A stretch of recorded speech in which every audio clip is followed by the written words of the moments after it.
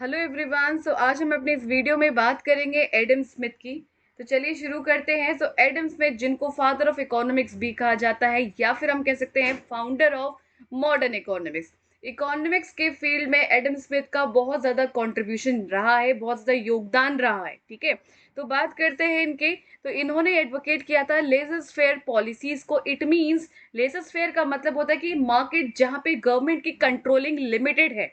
ठीक है, गवर्नमेंट वहां पे ज्यादा इंटरवीन नहीं करती, यहाँ पे एक तरीके से छूट दी है कि आप काम करिए, बस उसकी कंट्रोलिंग बस इतनी ही रहेगी कि वो इंडिविजुअल्स की राइट्स को प्रोटेक्टेड रखें। इतना काम गवर्नमेंट यहाँ पे करती है, बाकी वो यहाँ पे बिजनेस को रन करने में कुछ भी कंट्रोल नहीं करती है यहाँ पे। ठीक है, फिर हम बात करते हैं next part, that is the, अगर हम बात करेंगे एडम स्मिथ की बुक की, तो इनकी फेमस बुक है वेल्थ ऑफ नेशंस। ठीक है, बहुत ही इंपॉर्टेंट बुक्स है जहां पे इन्होंने मेंशन करे थे लॉज। ठीक है, इकोनॉमिक्स के इंपॉर्टेंट लॉज के बारे में मेंशन किया था।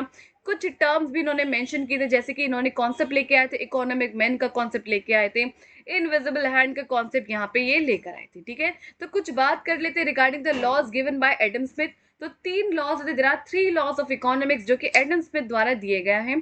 The very first is the law of self interest. It means ये कहते हैं कि जो इंडिविजुअल्स हैं वो अपने इंटरेस्ट के लिए अपने बेनिफिट्स को मैक्सिमाइज करने की कोशिश करते हैं। इट मीन्स उनको यहाँ पे जो इंडिविजुअल्स है उनको इकोनॉमिक पर्सन यहाँ पे कहते हैं। इकोनॉमिक मैन का कॉन्सेप्ट इसी लॉ में आया है कि लोग जो है, अगर एक पर्सन है उनके पास अगर मनी है तो वो बहुत ध्यान से पैसे को इन्वेस्ट करेंगे सो दैट वो अपने बेनिफिट्स को मैक्सिमाइज कर सके यहाँ पे। ठीक है, मतलब पैसे के बदले में उनको एक बेनिफिट, उनको एक वैल्यू यहाँ पे मिल सके प्रोडक्ट से। ठीक है, सेकेंड लॉ की बात करें, that is the law of competition. It means अगर कॉम्पिटिशन ज्यादा होगा, इट मीन्स अगर फर्म्स हैं वहां पे कॉम्पिटिशन उनके बीच में इंटेंस है, तो इससे फायदा होने वाला है यहाँ पे लोगों का। कैसे?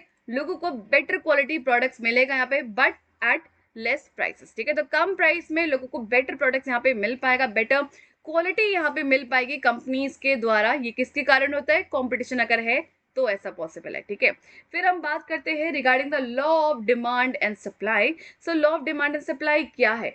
लॉ ऑफ डिमांड ये कहता है कि अगर मान लीजिए प्राइसेस बढ़ेंगी किसी भी प्रोडक्ट की, तो अल्टीमेटली उसकी क्वांटिटी डिमांडेड कम हो जाएगी, मतलब डिमांड कम आएगी अगर प्राइसेस बहुत ज्यादा है, और वाइस वर्सा। तो ये है आपका लॉ ऑफ डिमांड। फिर हम बात करते हैं लॉ ऑफ सप्लाई की यहाँ पे।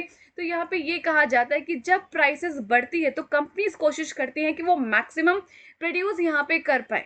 ठीक है, जिससे कि वो प्रॉफिट्स को अर्न करे ज्यादा। बट जब प्राइस कहीं ना कहीं कम होते हैं तो क्या होता है, वहां पे जो कंपनीज होती हैं उनकी जो कॉस्ट आई, जो प्रोडक्शन कॉस्ट है, वो रिकवर नहीं कर पाते। तो ये फायदे का सौदा नहीं होता जब प्राइसेस कम होती है कंपनीज के लिए यहाँ पे।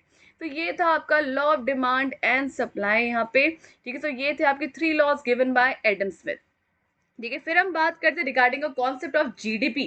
तो जीडीपी का कॉन्सेप्ट भी एडम स्मिथ ही लेकर आए थे। तो जीडीपी क्या है? That is gross domestic product. It means एक कंट्री की बाउंड्री की विद इन, ठीक है, within a domestic territory हम कह सकते हैं यहाँ पे, विद इन बाउंड्रीज एक कंट्री की। तो यहाँ पे जितना भी प्रोडक्शन हो रहा है उसकी वैल्यू, ठीक है, वो क्या है? वो जीडीपी कहलाती है। तो ये कॉन्सेप्ट भी आपका एडम स्मिथ ने ही दिया है। सो आई होप आपको इन्फॉर्मेशन मिली है आज एडम स्मिथ के बारे में। ठीक है, एंड यस, ये बहुत इंपॉर्टेंट पर्सन है हमारे मैनेजमेंट के हिसाब से, तो एग्जाम के पॉइंट ऑफ व्यू से भी ये आपके एडम स्मिथ इंपॉर्टेंट है, और इनके कॉन्ट्रीब्यूशन और इनकी जो फेमस बुक है that is wealth of Nations important है।